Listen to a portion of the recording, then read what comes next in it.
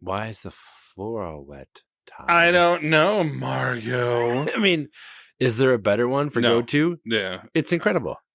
Only you can prevent dumpster fires. And half of this movie is just that. A dumpster fire that needs to go away.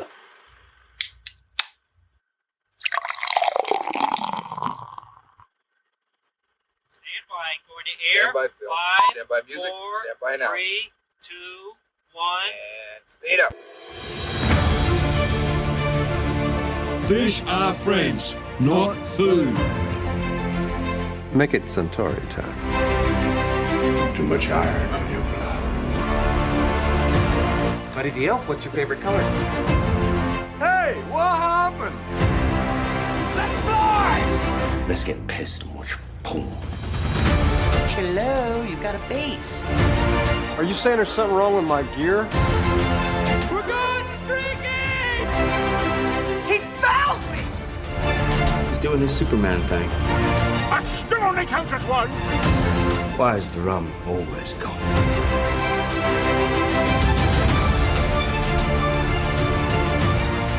All right, well, welcome, everyone, to a brand new episode of 20 Years, 4 Beers. We are a podcast dedicated to rewatching movies from at least 2 decades ago, while simultaneously enjoying a minimum of 4 modern beers. My name is Steve, and this is my big brother, Tim. and we are coming to you from Minneapolis, Minnesota. We have just watched and recorded our episode on Elf, and as usual, we sit together afterwards to discuss another film over another beer, or 2. So we refer to these episodes as our happy hour episodes. Hey, you guys, happy hour is from 4 to 6. On this, our Christmas happy hour, we will be discussing another holiday classic in 2003's Love Actually. Before we begin, though, as we did in our last episode, we have brought back an old segment, now in its 3rd iteration, because we just can't quit you, and are going to jump right in to High Fidelity. Top 5 side ones. Track 1. This is where we offer up our top 5 movies, actors, or other in a category tied in with our subject film. Since this is a Christmas theme, we have a Christmas theme here as we each list off our top 5 Christmas, quote, go-to movies. A go-to is not necessarily the best or even greatest, but one that is rewatched on a regular basis, if not every year. It's a go-to Christmas movie. We will go every other. Do you want to start? Absolutely. 5 to 1, Tim. What do you got? Die Hard. There you When go. I think of go-to... I knew it was on your list. Damn Do right. you actually watch it every year, though? Or are you just being like No. a flippant Contrarian? bitch? No. All right.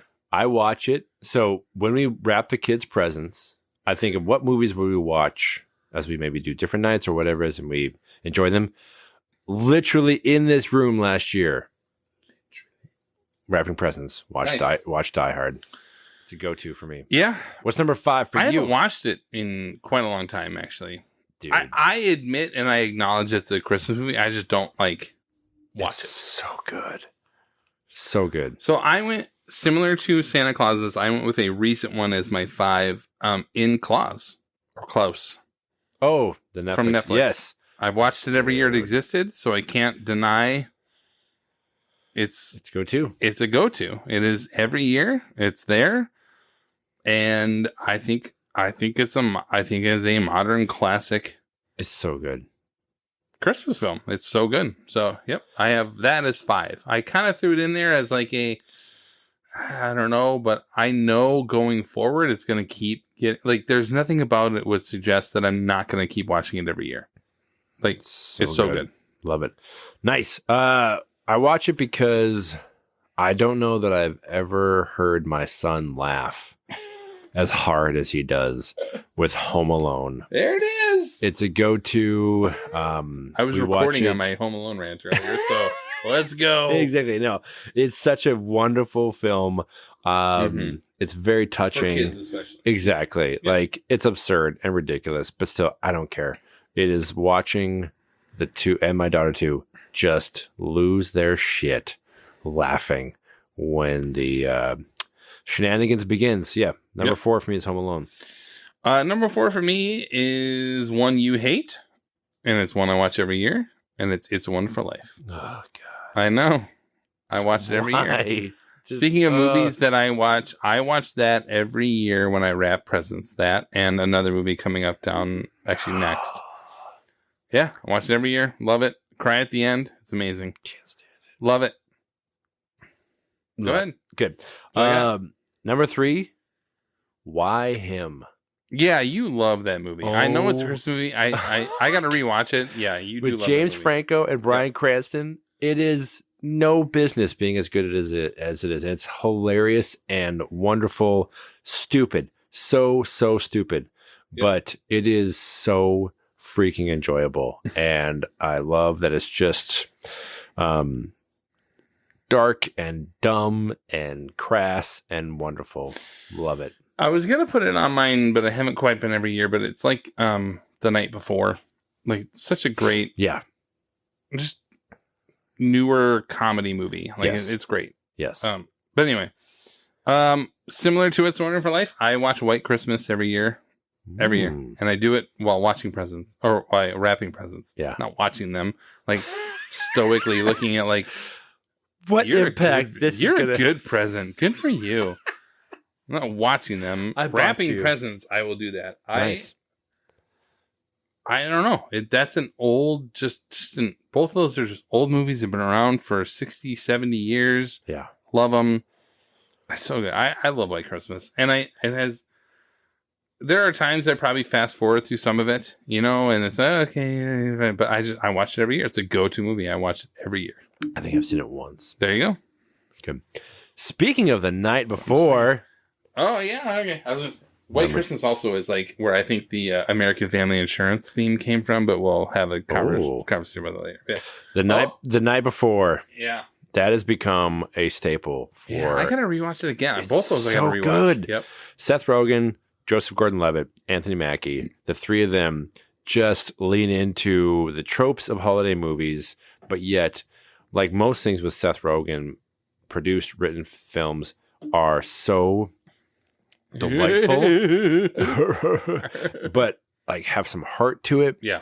I love it. It's like Yeah. one that's a staple for us every year. Yeah, I gotta rewatch it again. Also, Joseph Gordon-Levitt is just effortlessly. He's so good. He's so good in everything. 50-50.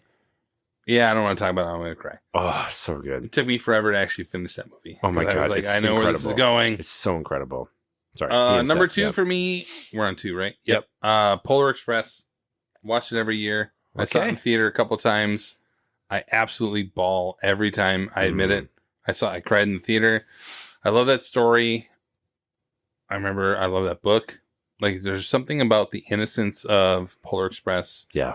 and just the pure like belief in that Santa Claus and the North Pole. It's just lovely. And you just watch it and you're just like, does the animation hold up? No, it wasn't even great at the time. No. But that story is so perfect. So I have number 2 is Polar Express. I'm going to assume Nice. 1 is the same for both of us. Why is the floor all wet, Tom? I don't know, Margo. I mean, is there a better one for No. go-to? Yeah. It's incredible. Yeah. It's kind of why I brought this up in terms I of love what it. we were talking about. Yeah. Number 1 is obviously, National Lampoon's Christmas Vacation. yeah, the most quotable Christmas movie Absolutely. and top 5 probably movie of all time. And the funniest part for me is that after we had my daughter, or my wife did. Yeah. You were there. Sorry, I was there. Thank you. Yep. And we watched Christmas Vacation that first year. Didn't quite put together that the mom's name is Ellen, my wife, and our daughter's name is Audrey. And we joked, we're like, oh my God, we have the freaking Griswold names. Mm-hmm. And when we found out we were having a boy for the second, we're like, I feel like we kind of have to call him Rusty. We didn't, thankfully. Yeah. But yes, that movie always has a special place in my heart for that. Although her name is Ellen, I get it. Yeah. But half the movie, I assume it's Helen. Yeah. Because the way he says it is so bad. Yes. But that movie is so perfect. Oh, Well, hold on. From a pure enjoyment standpoint, it is Yes. perfect. Yes. From a filmmaking standpoint, no, not at all. It didn't do well when it first opened. No, But it's a classic. Yep. And Cousin Eddie Yeah. in that movie, all-time great character. Oh, absolutely. Yep. Unbelievable. Nice. A possible future option for me will be The Holdovers. I mentioned it in the last episode. Ooh. It is a possible future, like every year kind of rewatch, but it's not quite a Christmas movie. It's a holiday movie. It's a Sure. it goes through, That time it goes of year. through, right. But yeah, again, gotta watch it. All right. As mentioned, we are going to be discussing our recent rewatch of Love Actually. The movie takes place in London. You sound like you're from London. Yeah. That's a good comment. Just 5 weeks away from Christmas and follows 9 intertwined storylines, some direct and some very indirect intertwined, all of which have a twist on one central theme, love. All of these stories lead up to a very eventful Christmas Eve where all of the stories come to their climaxes regardless of reality or timelines. Mm-hmm. The film is written and directed by Richard Curtis and stars Hugh Grant, everyone. Emma Thompson, Colin Firth, Alan Rickman, Laura Linney, Bill Nighy, Liam Neeson, Keira Knightley, Martine McCutcheon, Chiwetel Ejiofor, Martin Freeman, Thomas Brody Sangster, Andrew Lincoln, and Rowan Atkinson, to name somehow, not everybody. Yeah. I feel like Will Ferrell in Old School. He was like, I blacked out. I blacked out. What was this epiphany? It was about Christmas. You realised it was all around. No, I realised that Christmas is the time to be with the people you love. Right. And I realised that as dire chance and fateful cock-up would have it, here I am, mid-50s. And without knowing it, I've gone and spent most of my adult life with a chubby employee. And much as it grieves me to say it, it might be that the people I love is, in fact, you. Well, this is a surprise. Yeah. 10 minutes at Elton John's, you're as gay as a maple. No, look, I'm serious here. I left Elton's where there were a hefty number of half-naked chicks with their mouths open in order to hang out with you at Christmas. Well, Bill. It's a terrible, terrible mistake, Chubbs. But you turn out to be the fucking love of my life. And to be honest, despite all my complaining, we have had a wonderful life. Well, thank you. I mean, yeah, come on. It's been an honour. I feel very proud. No, don't be a moron.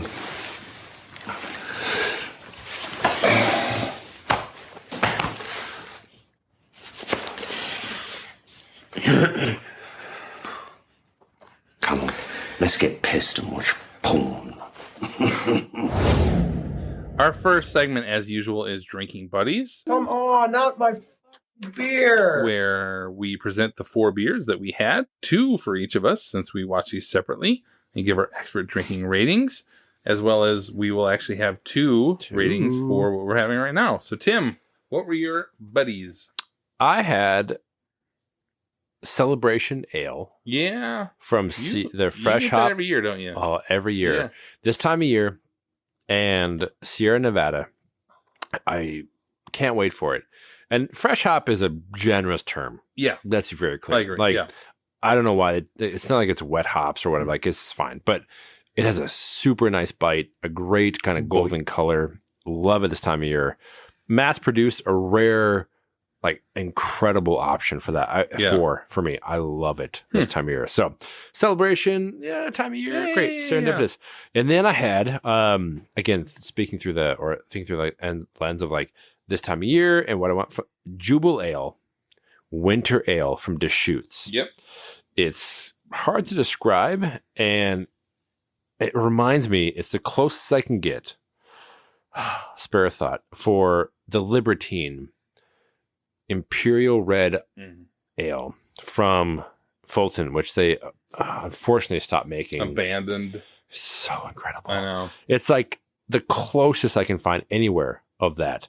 It's a 4.25 for me. I love Jubal Ale. Really? It's so good. I'll give you one. You leave. Yeah. I always In terms of kinda think it's like, I always feel like it's spiced, but it's just a red ale. No, it seems like it's spiced. No, it's not at all. Like it's very, very subtle. Love it. What'd you have? All right. Well, I had Destil Brewery. Yep. Right? Yep. From Normal, Illinois, which I got to tell you, man, it's just the most mob bossy name of a town in Illinois. Circa. Yeah. Hey, what are you talking about? It's normal. It's normal out here. What are you talking about? Destil Brewing Company, their tour bus, DDH, double dry hop, for those not in the know, hazy IPA with Citra and Mosaic hops. 7.4% alcohol by volume, and it was outstanding. Really? I know. I only had one because my neighbor actually, he and I swap beer sometimes. He gave me one. And yesterday when I was at the liquor store, and I hadn't had it yet because I was watching Love Actually last night. Yep. I now wish I would have bought a 4-pack because it's no longer at the liquor store he said it was at around here. And I was, and I was like, oh my God, 4.5 out of 5. This was wonderful. It was, and again, it's Citra and Mosaic hops. Yeah. So, I mean, if you F that up, that's on you. But great balance. The flavor, it was a haze without being like a bite. Like they absolutely crushed it. I guess on the label, it said like they won the gold medal at the GABF. Sure. In 2021. And so you kind of like, oh, okay. Like, I don't know. And when you see the label, it's like it's this busy ass Belching Beaver style label where you're like, you wouldn't think, really, you know what I mean? Yeah. It was outstanding. I if I find it, I'll buy a 4-pack. It might be at France, but yeah, it was great. So, cool. And then I went with the hazy again. So I had out of Half Acre Brewing Company, their Deep Moat Hazy IPA with. What was the hop in the last one you were talking about? Like HBC 586. Perfect. Really? Yeah, because the Deep Moat IPA has HBC 1019, HBC 586, our personal favorite, in parentheses right here, and then Rowaka and Strata hops. Because I was like, what are we doing here? Yes. You can't come up with any name. Yeah. You can't just come up with like Buzz Lightyear hops. Yeah. Like nothing. 8675309. Yeah, exactly, Jenny. 7.8% ABV. A very solid hazy. I will admit it probably was hurt by like, you go from like a great beer to like a good beer, but it's probably hurt. But I had a 4 out of 5. I had a 4 out of 5. It was really good. I brought one over for you. I hope you like it. Ooh, I can't wait. Ooh. And now we have 2 others. What do you got, Tim? Because we figured, that's really up the ante. You brought a theme beer, and then I just brought one over because why not? Why not? So for, or in honor of the holiday spirit, Christmas. I've never actually had this, but I wanted to try it. They're Prairie Artisan Ales out of Oklahoma. Their Christmas Bomb Imperial Stout brewed with spices. And the spices definitely got to be like nutmeg and cinnamon. Oh, the standard like, Christmas whatever. It's 13%. Hence why I split it. It's like a 4.5. This is great. It's unreal. I hate, right? I really hate Christmas spices in almost any beer. This is outstanding. Unreal how good this is.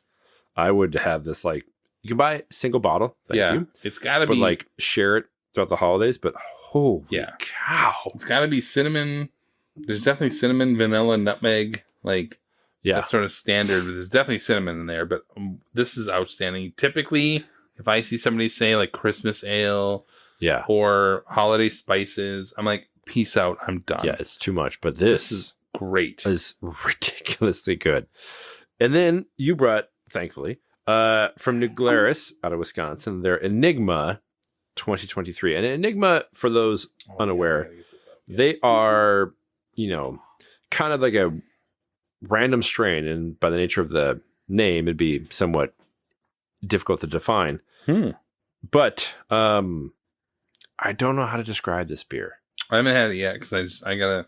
You haven't had a sip of it? Well, I haven't yet because I was finishing the Christmas one. Oh, But I'm also out of water, so I gotta like here. let the palate. You can have some of mine. I don't mind. Yeah, Here, there you go. So as he's cleansing said palate, the Christmas bomb is very tasty, very Christmassy. Enigma are like a sour, tends to be like a brown sour. I think we've had like do the description. some of the ones in the past, but yes. What say you? So this says the sour Flanders up, Flanders. Yeah, shut up, Flanders. Ode OUD Okay. Bruin because nobody's pompous like fucking brewers. Based on a traditional Belgian style Flanders red ale that we're all familiar with, Mm-hmm. Enigma is created by blending complementary sour brown ales. The beer is then allowed to age on cherries in unlined oak tanks. This process allows Enigma to pick up notes of cherry and vanilla, giving it its distinct and somehow undefinable character. It smells great. And it indeed tastes great. Oh my god. Come on. I love watching a reaction of like, Come on. How is this a global average of 3.91? because people are idiots. Yeah, because so many times you'll be like, I like Bud. Oh, I'm going to drink this Yes. cherry Flanders oak aged God knows what. Yes. I don't love this. Yeah, I think it's be right. It's got like hints of like banana and cherry and sour. I wish I would have Brown? bought the other bottle. There were two left. I wish I would have bought the other bottle. Yeah, it's That's outstanding. I- That's a 4.5 at least. it's a 4.75 for me. Yeah, I'm. I don't know how they do this. And kudos to New Glarus for they don't lean into like trends or other crap. I Wow. remember one time them calling seltzers prison hooch. Yeah, So not wrong. this is incredible. Yeah, Holy God. yeah, yeah. I'd And probably the balance I- between the Christmas one, it's like, wow. I will say, like again, this is actually probably the closest we've ever come to the Funky Jubilation, Oh my God. flavor wise. The white whale. Yeah, That will one never time. happen again. I know. Oh my But God. it is. Yeah, It was because right? we poured it. It was like a sour, and you pour it, and it was like a dark beer. Like, what are we having How's here? this And then it happening? was also a sour because we didn't know at the time that brown sours were a real thing. This is unreal. Yeah, it's great. If you're somehow It's great. Wisconsin, Yeah, I'm like, I kind of want to drive back and see if they have the other one. Like, It's do a you have 32 that minutes one rounds. last one. Yeah, Enigma 23. Thank you. It was if you don't- and it was $3.50 a bottle. Hmm. Mm, That's reasonable. Well, I might have to go to Holy other cow. liquor stores for this. that's Wow. outstanding. I'm gonna sip that for a while. Yeah. Holy Yeah, you will. shit. Yeah, you will. That's good. All right. Well, our next segment then is the social network, If you guys were the inventors of Facebook, you'd have invented Facebook. where we take a look back at the critical and fan reception from 20 years ago, which, by the way, we're discussing Love Actually here since it's been up and down. As usual, Tim is nice enough to research these, so please take it away, Tim. The IMDb rating is 7.6 out of 10, which I would say pretty average, I but have a 0.5 above Elf. yep. David Anson of Newsweek magazine said Love Actually is alternatively beguiling and bloated, witty and warmed over, smart and pandering. The majority I like is alliteration. likely to swoon. Michael O'Sullivan of Washington Post said there's enough that's right about Love Actually to compensate for what is wrong with it. And Roger Ebert, care to guess what he gave it? 3.5. I bet. 3.5. Yeah, I Well let's done. be fair, I don't Yeah. look these up ahead of time because that requires research. Yes. But yeah, this seems right up that dipshit's alley. The film is bursting with enough material for 3 romantic comedies, which Richard Curtis had done up to that point, Yes. including such inevitable situations as a school holiday concert, an office party, a family dinner, a teenage boy who has a crush on a girl who doesn't know he exists, and all sorts of accidental meetings, Ain't both no way he's fortunate teenage, by the way, but and that's not. fine. It's jammed with characters, stories, warmth, and laughs until, at times, writer-director Curtis seems to be working from a checklist of obligatory movie love story situations and doesn't want to leave anything out. The He movie says that in a good way. Yeah, the movie obligatory. The movie hops around to keep all these stories alive, and while some have genuine poignancy and richness, others fall flat and could have been left on the cutting room floor. Academy Awards, None. no nominations that year. Thank Christ. And before we get to the next segment, this time last year, I think we talked about, but I remember seeing something on like ABC News or ABC. whatever. Where it's like It was 20 20th years. and we're like, They're wrong. no, that's not. They're wrong. No, Yeah. maybe in Britain, possibly, No. but even They then, were just getting ahead of it. it's Nope. not. It was 19th It was 19 anniversary. years last year. I was like, Yeah. And it was hosted by Robin Roberts, and she can get to fuck. you can get bent. Right. Suck it, Robin. No, it's Diane Sawyer. Who gives a shit? Yeah. They can all go fuck themselves. Good luck Bullshit. editing. How do you not, like, Yeah, 2003? Well, if you subtract the first I year mean, out. No. carry This the is one. not like the birth of Christ. The first year. This is bullshit. It was 20 years. It was I know. released in 2003. Not okay. Exactly. I ain't ready to you. Yeah. So shut up, Diane. Stupid. So, Ugh. all right. Sorry. Oh, I can move on? Yes. All right. Well, with the beers and reviews out of the way, that brings us to Spotlight, They knew, and they let it happen. our reaction segment where we highlight and discuss our top takeaways of any kind from rewatching the film. Why don't you go ahead, Tim? So, I have some strong thoughts. I have strong thoughts on this movie. I have for a while, so I admit my bias ahead of time. But and I continue, have Tim. an equal bias, probably Probably oppositional. To the pro. I bet to the pro. Let's freaking This go! is, I know, we've got some booze in our system. So I can appreciate I can do. if there are people out there in this general vicinity who do not enjoy the movie because Yeah, it's heartless bastards. it's trying so hard to be likable and lovey-dovey. But I must admit, Mhm. I just find it flat out enjoyable because it tries to tell a story beyond just romance and focus on the variations of love. Totally. I am a sucker for this movie. Mhm. I am. I don't mind the mute cutes over and over again. The highs and lows. Are there significant problems with it? Absolutely. Yup. But when it gets done, I just love this movie. So, That's your I first am- takeaway. yeah. I'm gonna prime the pump You're just for, gonna like throw hey. the knee pads on and Yep. just hop on down. Sure. All right. So, what say you? No, I will. As I have a lot of notes on this movie, actually. I view this movie, and I have for quite some time, in a good, not a good, the bad, and the ugly, but a good, the mid, and the bad Sure. segments, right? And I will say the good of this movie is legit, really sweet, and is great. Yep. Unarguable. And if you can't even get to that point, then it's just you're just a heartless bitch. I get that. Yep. What I consider to be good are the Liam Neeson, Hugh Grant, Colin Firth, and Bill Nighy storylines. Yep. Emma Thompson's specific part of her storyline with Alan Rickman. Yep. Specifically, because she is also outstanding in this movie. She's so good. She's outstanding in this movie. In everything, but she's great. And then let's just see if I can read my notes here. And I will admit, there are specific scenes that have gained some legendary status over the last 20 years, like Hugh dancing, which is actually too short. It's totally short. It's way too short. Yes. Although I do think Natalie would have been great to discover him in that moment, but okay, that's fine. Absolutely. So Hugh dancing, obviously the finale, or the relative finale in the Christmas concert. Yep. The troublesome but sweet cue card scene. And the proposal scene in France, to name a few, there were some great scenes. The actors all do a great job of maximizing what little screen time they have. But in particular, Thompson, in that sense. So that's the good. Yep.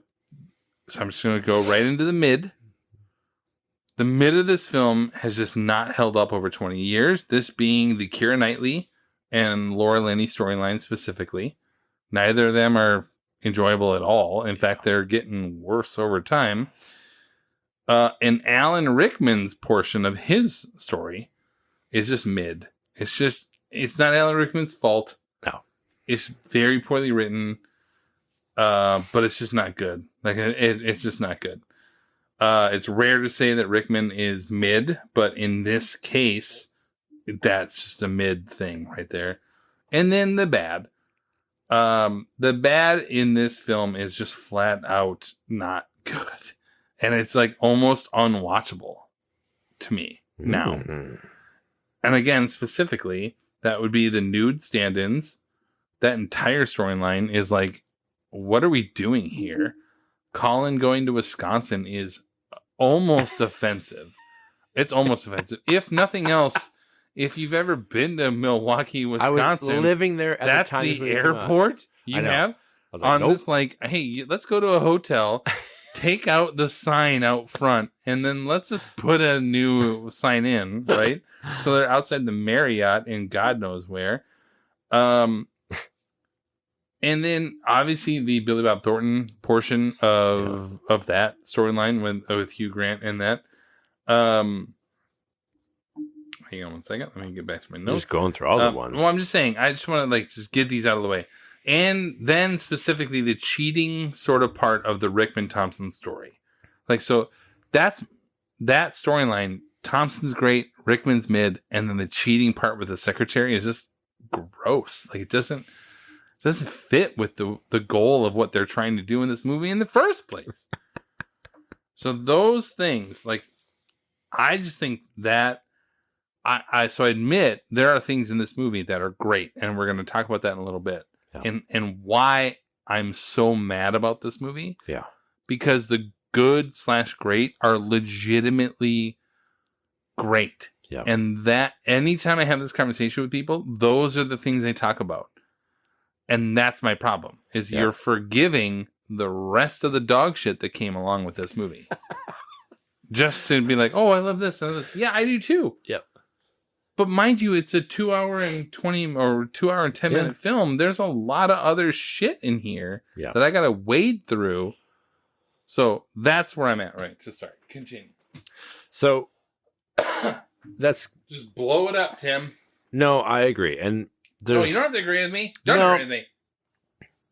Let's go viral. Let's just disagree the whole time. So you can suck a big old bag of D. So let's talk through the things I love about this.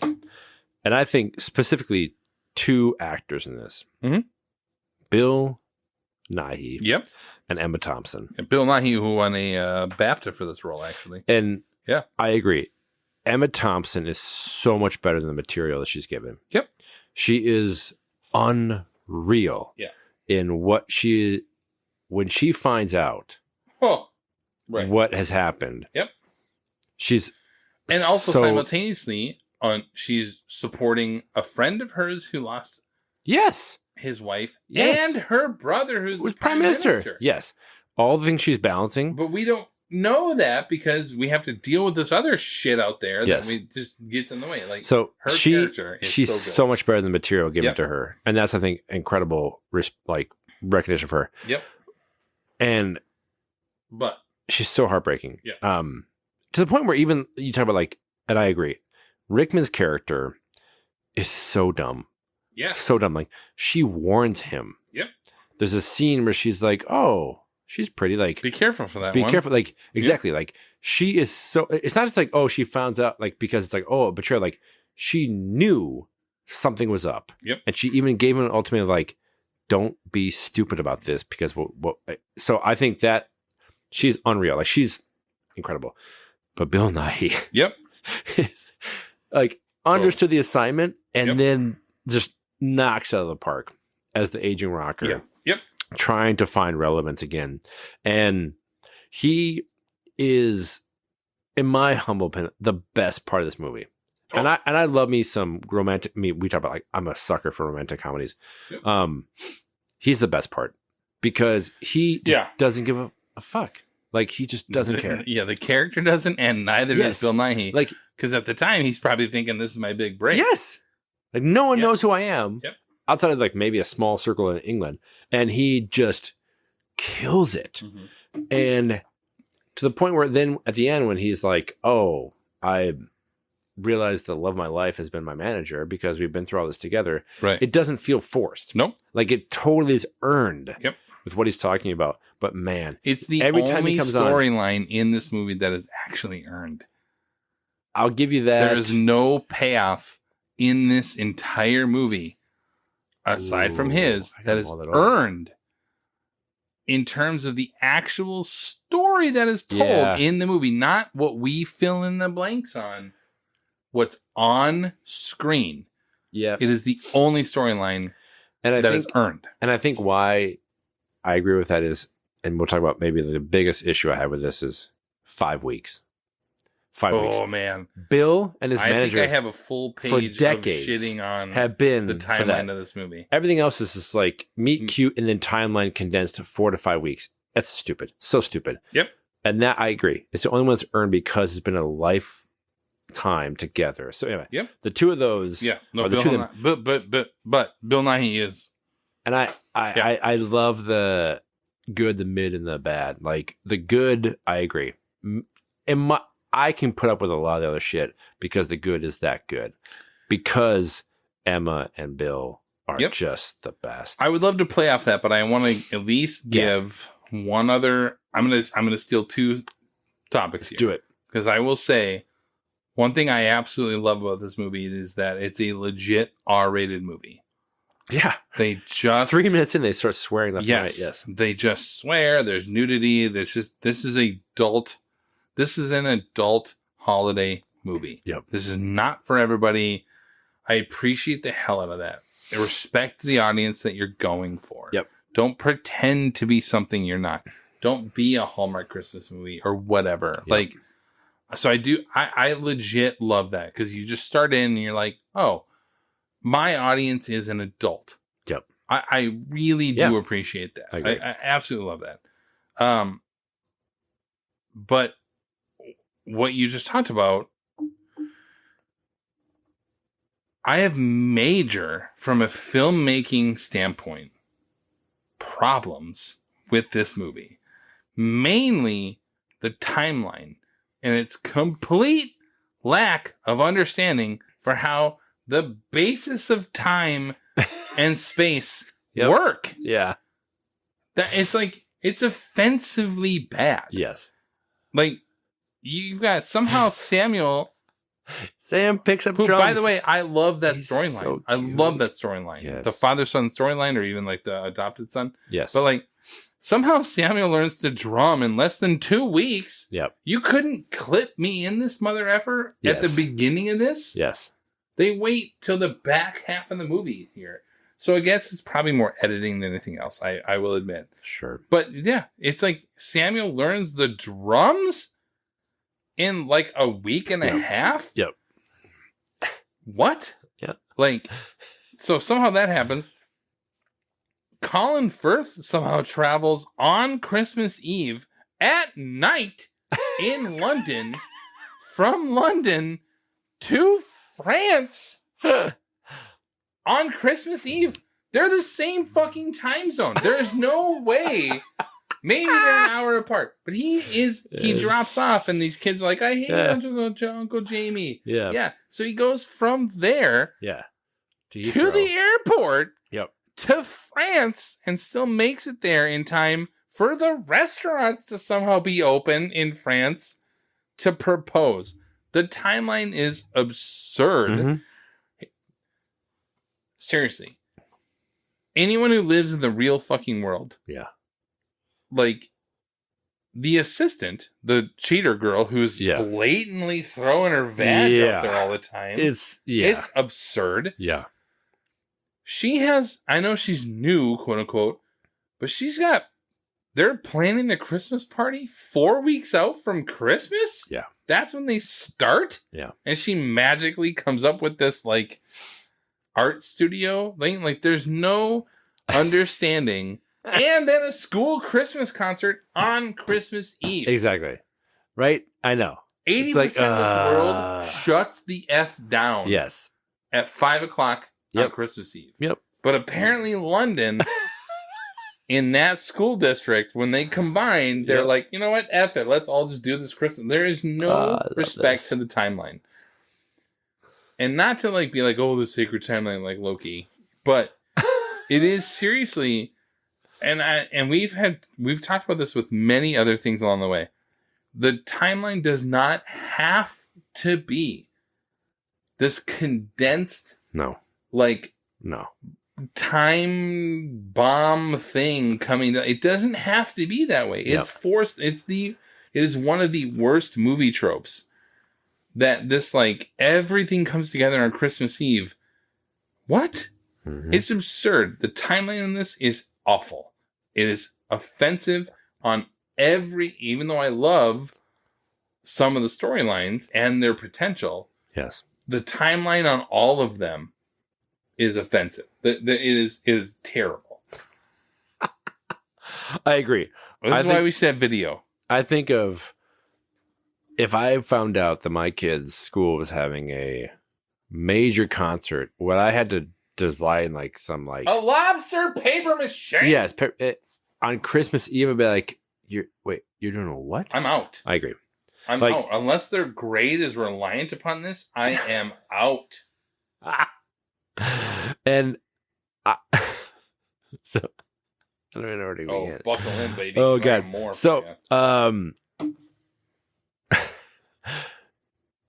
to unpack some of the things I like, Mhm. we'll keep to that kind of Oh, I narrative. have things I like about it. Um, too. I mentioned them already. So it's like a good and bad. The Hugh Grant and Natalie story. Yep. Even though I mentioned the actor and the character, whatever. The Prime Minister. Yeah. And him, like, great story and great meet cute and fun. I like that. I agree.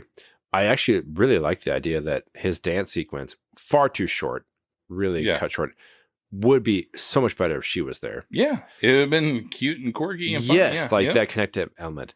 I don't ever like that there's no recognition of like, hey, I reassigned you No. because I had this attraction to you and I couldn't handle it. And her like, oh, I'm so sorry about the president, like coming on to me. Like, it's just like, so I agree. Like, blah, let's get through it. And then like they're kissing and like, it's just like, okay, you're the prime minister. Yep. I get it. Ha ha ha. I agree. There's some stretches of fancy that I'm okay with. That to me goes off the effing rails. Yep. At the end. There's plenty of them. It's really cute and like the connections and these kind of things, but I could have done completely without the U.S. president storyline. There was nothing. There's no there. add to it.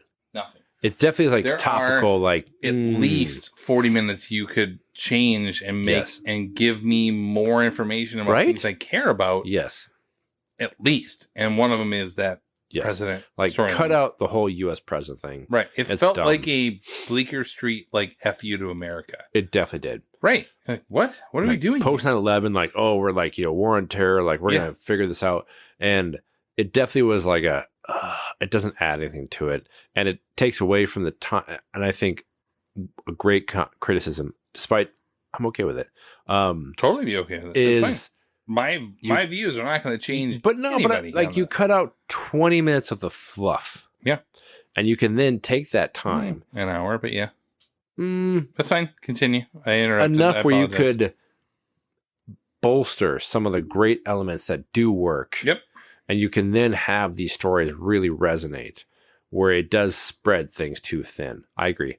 Cut out the stand-ins, the nudity folks. Like, there's no benefit to it. I think it's cute. Right. It's and I think that's what beguiling. it is. It's like, Oh. it has nothing to do with I think Colin going to Wisconsin is a fun little stupid Yes. thing, and he Yes. gets to say, my name is Colin, and he's got a big knob.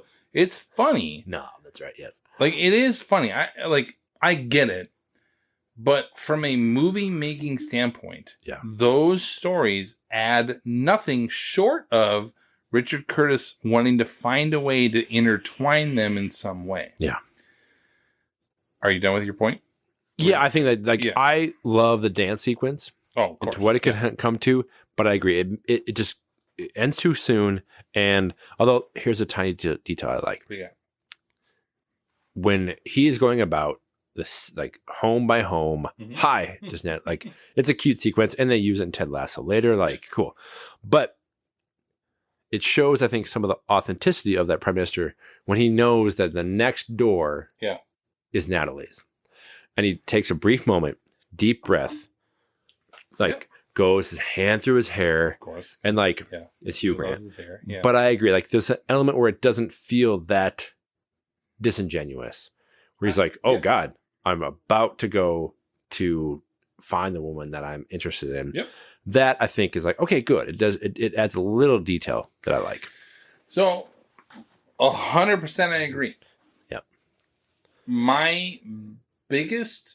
Probably my biggest concern is, or my biggest frustration is, because of the useless storylines, we do not get payoffs that work Yeah. anywhere else. Like, Yeah. so I said, aside from the timelines, I have a major problem with forcing in too many stories into a 2-hour film. It isn't necessary, and in my opinion, it leads to confusing time jumps that we are just supposed to assume things have happened off screen. And from a filmmaking standpoint, that offends me. Like, Sure. I have to fill in the blanks? Like, Yeah. what? Like, what are you doing here? I paid money to see this. You tell me your story. This is particularly evident in the Colin Firth storyline, where they have a wonderful connection and a really legit, cute connection when the book gets into the Yeah. water and she jumps in and, Yeah. and he jumps in and then they're in their house and they have this like great connection. Yep. But what happens after that in their Yep. storyline? That's it. Yeah.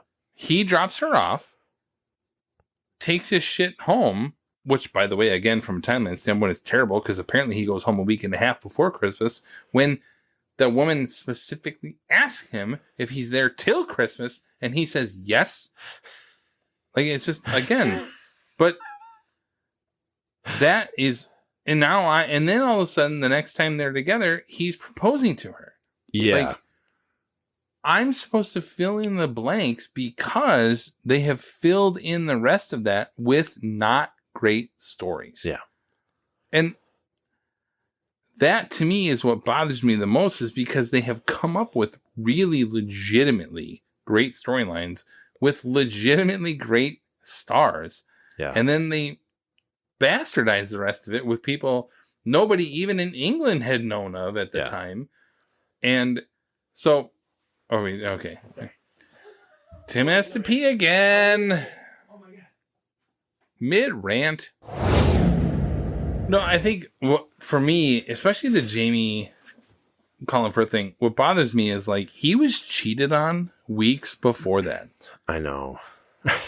And he goes and just finds this With his brother. like, right? Yes. and then like there's no real payoff for any of this. Like, he needs therapy, not a wedding. Like, so if we eliminate the awful storylines, it would allow for more story to be told on the characters we actually like, and that didn't happen, and we were just left to fill in the blanks. To me, it's bullshit writing. It could have been like I think the idea is the Nighy storyline is sort of this like umbrella Yep. between 5 weeks before Christmas and Christmas Eve. Yep. And along the way, we can check in with Nighy because he's on video, he's on radio, he's on whatever. Mm-hmm. And then, so like, but then at some point, they're at a wedding that nobody gives a shit about. Apparently, at the same time, a funeral's going on. I don't even know. Like, the timeline's terrible. But like, if it were Nighy there, You could then have the Neeson storyline, which in my opinion, because I'm biased, that's my favorite. The Hugh Grant storyline, the Emma Thompson, maybe a fair optional one way or another. Colin Firth and Nighy, obviously of there, and maybe the Keira Knightley storyline if you redo it a little bit. They could all just intertwine along the way. You have these moments along the way, and it goes in between, and it filters, but it's all through the Nighy perspective, right? Or not perspective, but like his storyline of that. Yeah. It would have been great. 5 to 6 stories would have been enough. 9 is absurdly too long. It's too much.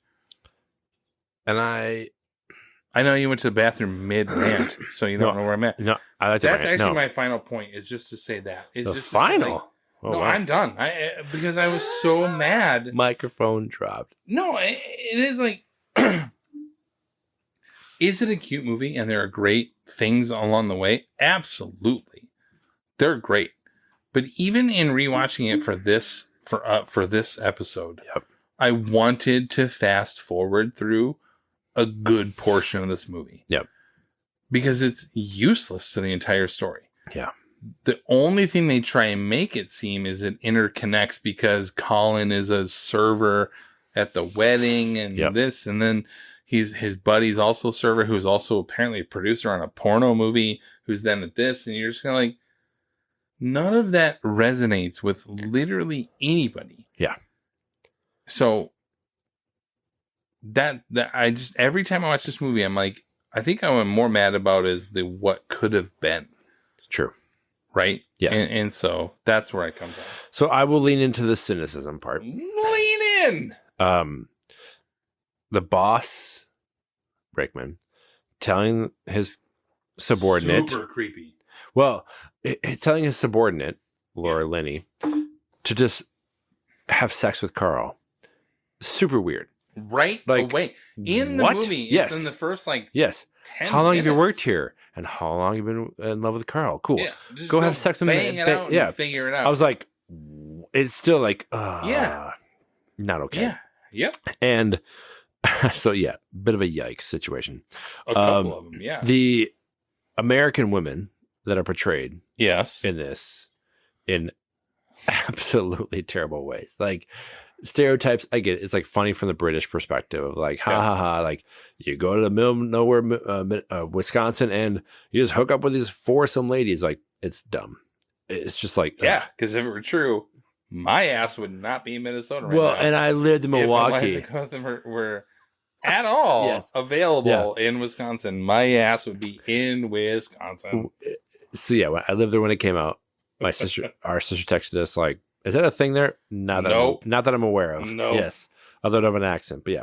Although I did eventually marry a woman from Milwaukee, but fine. Nobody's perfect. Rickman's character being so stupid. Yep. Like, it's one thing if the world he's living in with his wife and kids is somehow maybe, I don't know, challenging, or there's like the problems maybe with his wife, or like she seems great. Like, Yeah. there's no reason There's for nothing him. about her that seems like, yep. Like, that's where I struggle with. Like, there's no reason for him to seek infidelity with this woman who's throwing herself at him. Like, hello, Yeah. idiot. Like, and the wife warns him, like, dude, But, like, it's I will so say, dumb. I'm sorry to interrupt. I hope you can hop back in. I can. It is more like, and again, I have gone out of my way to crap on a lot of part of this movie. The assistant is the one who is clearly like throwing herself Yes. at him, and so in that sense, I can kind of give like I don't think he wasn't planning on buying her a Christmas present No. when he went to that absurdly long Rowan Atkinson Yes. scene, like. So in that sense, I can kind of be like, oh, well, he wasn't even thinking about it until that moment. Sure. What are you going to get me? And Yeah. then spread your legs like a fucking common Yeah, it's like, whore. jeez. And like, so I get it, but so continue always, but like, so I will say, like, for me, it was always like, I don't think Rickman went into hiring her or any of that creepy stuff. Of like Oh, no. But in that moment, he gets it and he's like, wait, maybe he's thinking, I don't know, should I do this? Should I not? But it doesn't come across on film. No. Right. It just seems like, what is happening? Plus the Disjointed. obligatory her taking off her clothes later. Yes. On her own in her apartment. Yeah. It's just like, Ugh. okay. Apparently the facility that the Laura Linney character's brother's in is absolutely terrible. Yeah. And useless. Useless. Because as well as it's a freaking vibrate. Like, this is silence mode in your phone, but whatever. I agree. That's really Even stupid. back then there were. Right. Yeah. It's so stupid. Like, the best friend of the wedding couple. Yeah. And Andrew Lincoln. Yeah. Yes. He's like kind of a stalker. Not Like- kind of, 100%. Like, I'm going to Yep. film just you Yep. in my focus. And this, like, so it's not like unrequited. It's like, dude, you're kind of creepy. So I agree. Yeah. You watch and you're like, oh, And and what's what's all the these gross things. What's the connection Yes. between Colin Firth being at that wedding? Yeah. Emma Thompson was at that Yes. wedding. Liam Neeson. Right. And Liam Neeson. Yes. We're all at that wedding. Yeah. What's the, like, there, we are left way too much in this movie to fill in the blanks based on our own romantic comedy past or whatever. Yes. But like they do a good job of getting people in the same building, but not explaining the connection. No. So like, why do I care about like? Yes. Yeah. And so thinking through a Richard Curtis movie that I Yeah. love, Notting Hill. Yep. And there's a sequence. Yeah. Unabashedly. It's so stereotypical. It's so whatever. I love that movie. But it's so good. And what I think works for it is there's a sequence at some point in it, middle-ish or so, where Hugh Grant's character is walking through a market. Oh yeah. And it shows The the, season change? changes of the Yep. seasons. Yep.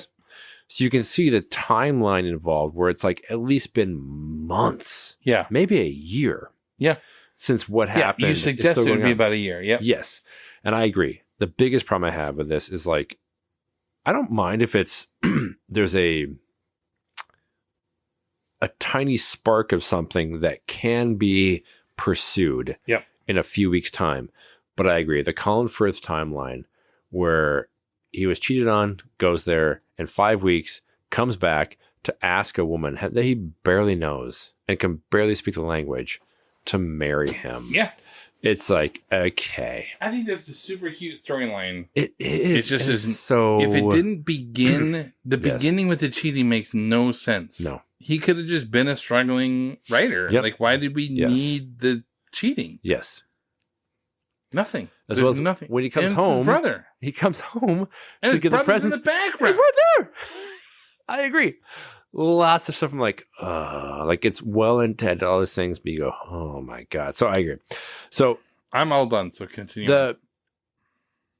the knock I have is somewhat, it's weird watching this actually now, having seen Walking Dead for so long. Sure. And like Andrew Lincoln is a great actor, but not in this. He No, is he's not great. Yeah. terrible in No. this. Yep. And while I do like the whole like note of like without hope or agenda, it is a really weird like item of just, hey, best friend's wife, I think you're amazing and I loved you forever, but I'm never gonna have that capitalized. So Yep. just cool. Then she comes up and kisses him. Like, it's just like, The kid, yeah. It is troublesome. yeah. It's like, hey, see you later. We'll somehow hang out in circles Yeah. and never speak of this again. Like, it's just weird. It's And he weird. shows up at the door, assuming the woman's going to answer. Right? What Yes. What if Chiwetel Ejiofor answers the door and you're Yeah. like, oh, hey, I mate. got a boombox and these Hey, mate. cards. You want to get a bud? Like, Yeah. there's nothing about that. You're like, I'll come back later. Yeah. So, one thing I will say I really actually thoroughly enjoy. Yep. Craig Armstrong, the composer. yeah, yep. I think his score is really good in this. Totally. We talked about this with Elf too. Like it is The a very themes distinctive That come in, score. like it Yep. come in. But the final thing I'll say is, I totally agree that I think it's such like short service given to Sam, the boy, and Liam Neeson's character. Yep.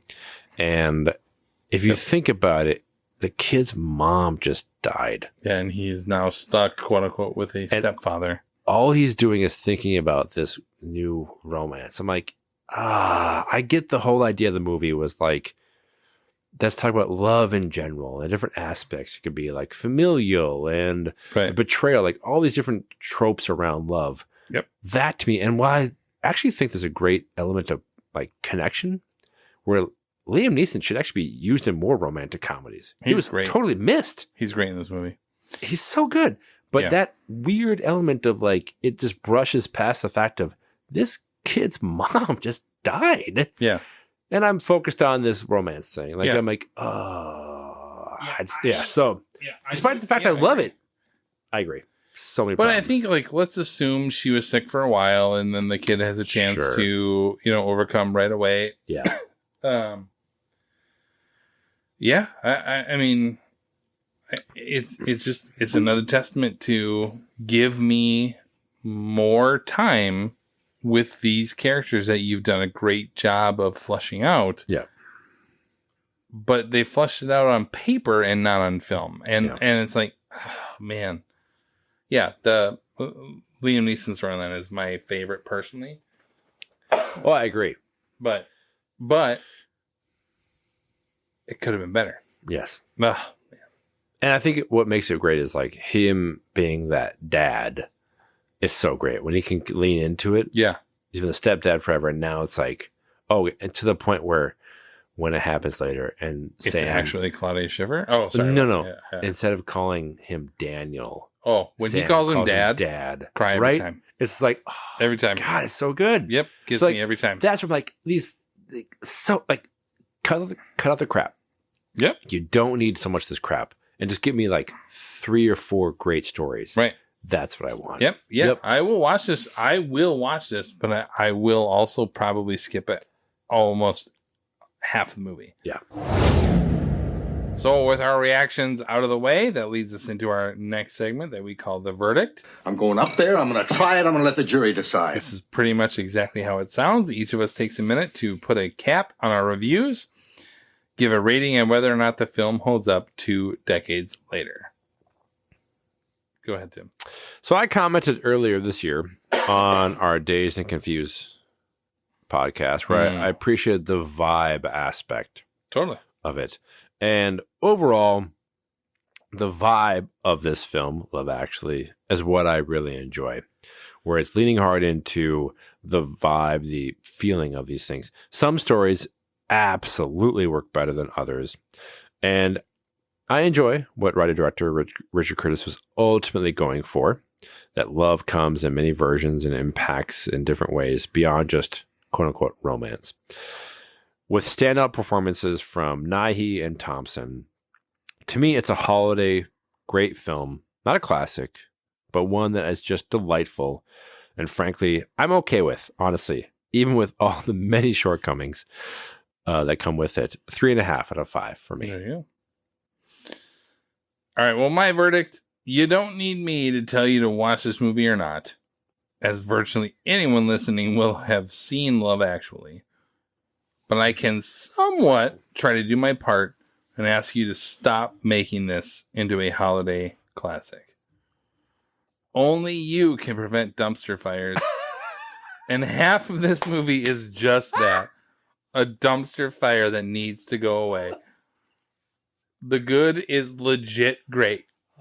In particular, performances across the board, actually. Everyone's good. Everyone's good in this movie. Sure. But especially Thompson, Grant, Neeson, and Nighy. But it is simply not enough sunlight to drown out the dark. I am not sure how this movie became a classic, but here we are. And I'm going to have to deal with it, just like Phantom of the Opera on stage. And I know that is a me problem for sure. I have 2 stars out of 5. The good is great. The rest is shit. And I will skip this any chance I can get. All right, well, we come now to our final segment, which is Quiz Show. The exciting quiz program, 21. Where we search for trivia surrounding our subject film and try to stump the other.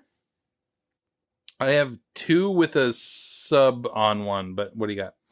In what 1988 classic Christmas film did Alan Rickman have his Hollywood movie debut? Oh my God, you're so basic. You Oh, bitch. totally, It's totally. Die Hard. Is that your only one? No, of course not. Oh, okay, But come just on. think about you that. Just want to bring up Die Hard. I like, do indeed. Absolutely. Ah. For this, but think about I that. know we've talked about this already. I know we haven't. Not on podcast. Yes, we have. No. We talked about how amazing Rickman was, and that his debut was Die Hard, and how amazing. Oh, it was. and Harry Potter. Yes, Sure. Yes. yeah. But just think about like how incredible. It is incredible. I Yes. agree. His Christmas So you film, got Die Hard. bona fides. What do you got more? What do you have? I have two more. Two more. Yeah. All right. I got one I really love, and we'll wait till last. So I'll ask one, and we'll see what's up. Okay. It's very basic here. In the film, Emma Thompson and Hugh Grant are siblings, obviously, with Thompson at one point stating her older brother is the prime minister, I know. so Grant is the older sibling. Tim, is Grant actually older than Thompson? I should have looked this up. I thought you would do that. No. That is correct. How much older is Emma Thompson than Hugh Grant? 8 years. No. You are very, very far off. Oh, There's really? more. They're closer than I thought too. Hugh Grant was born September of 1960, and Emma Thompson was April of 1959. They are a year and a half apart. Oh, okay. So close enough where they could swap. And yet again, why didn't you just swap it in the Yes. fucking story? Exactly. Just make Yeah. her the Yes. older sibling. Yes. A year and a half would have been totally fine. Absolutely. It does feel weird. Like, who cares? Like, yes. Right? Why did that matter? Yes. It was just written into the story, and My then they younger cast brother. it, but just change it. Yes. But there you go. Okay. Side note. Side note. That scene This where would he be- comes to the school. Our Christmas episodes are gonna be so I know, hard I know, to I know. edit. But like, here's what elevates the material. When no, when I'm he, saying from an editing standpoint. I know. I'm sorry for you, but No, like it's like, when he comes there and she hugs him, oh, love and it. he's like, "Are you okay? Like, what's going on?" And like, you can see like Yeah. all like that family Yeah, connection. there was delivered. That Yes. that was some landed. payoff there. that yeah. lands. Stick with But that. we didn't know. I agree. They were siblings until Yes. that point. Yes. There was well, no. no, at I think no she mentions point- it. In no point does she actually say that we do not know, That's true. and that's kind of fun. Yes. But that payoff doesn't quite work the way they wanted. But it with to. what she's grappling with, like, I Totally. think that scene is so underserved. and she's really good. She's Yeah. so good. Yep. Oh, I agree. So Martin Freeman, who plays the male nude guy. Yeah, yeah. Yeah. Bill Nighy plays Billy Mack. Mhm. And Alan Rickman would work together again in what 2005 sci-fi comedy, also co-starring one of the actors from our full episode Elf, Zooey Deschanel. Oh, is that Hitchhiker's Guide? To the Galaxy. To the Galaxy, Nice. Yes. So I was sitting here thinking it was The World's End, but then Zoe threw me off there. Yep. So yeah. Yep. Hitchhiker's Guide. Nice. Okay. Thomas Brody Sangster, who plays Samuel Yep. in this film, the young Yep. Samuel, has gone on to a pretty solid career since this movie, including appearances in the Maze Runner films. Very good, by the way. Never seen him. Game of Thrones, Godless, Queen's Gambit, Oh, godless. and an upcoming Artful Dodger series. However, for 8 years, he actually had a major role in one of my all-time favorite animated series. Can you guess what Disney Channel animated series that he lends his voice to? Okay, so it's a favorite of yours. I don't know, but We I'm talked gonna about walk it you before. I introduced your kids to it. There's your hint. Okay. Phineas and Ferb. Correct. Yes. I'm like, he is dude, he is Ferb in that entire show. he's Ferb? He's Ferb. Doesn't Really? speak very much, but he is Ferb. I have a sub to this that I'm going to come back to, but you can ask your question first. I do have that. Okay, so I was going to ask about Godless, so you know that. But yeah, listener, watch Godless Yes, on absolutely, Netflix. absolutely. One of the best. And Queen's Gambit. True. Either way. Like, limited series, great. Yep. So looking through the, I would say 8 main characters, the cast members. Okay, yeah. Which, and I'll list them off, which 2 actors have not been nominated for Academy Award? Mhm. Hugh Grant, Liam Neeson, Colin Firth, Laura Linney, Emma Thompson, Keira Knightley, Bill Nighy, and Alan Rickman. Bill Nighy Has not been? has not been. Wrong. No, he just got nominated Just last year. Son of a bitch. Alan Rickman Yep. has not. Laura Linney was for sure. Yep. Keira Knightley has been. Who's the other one? Is Hugh Grant? Hugh Grant. Yeah, because he was not been nominated. He was almost in that Meryl Streep one that he was in, which is really good. Just a couple years ago, he was like, yeah. So Hugh Grant and there you go. Hugh Grant and Rickman, exactly. Yeah. So now, nice. Although Hugh Grant should be nominated for Dungeons and Dragons. He should. He's so good. Scaldingly hot. Scaldingly hot. Your fingers. Okay. Yeah. All right. So are you done? I am done. Sub to my last question. It's not even really I guess I'll ask it in such a way, but one of my all-time favorite subtext to this is that in this show, Phineas and Ferb falls madly in love with Vanessa Doofenshmirtz, the daughter of the main bad guy, who was voiced by Olivia Olson. Olivia Olson gained fame for her performance in what 2003 holiday classic? As Joanna in Love Actually. Really? So the mom? No, Joanna is the daughter. Oh, the girl.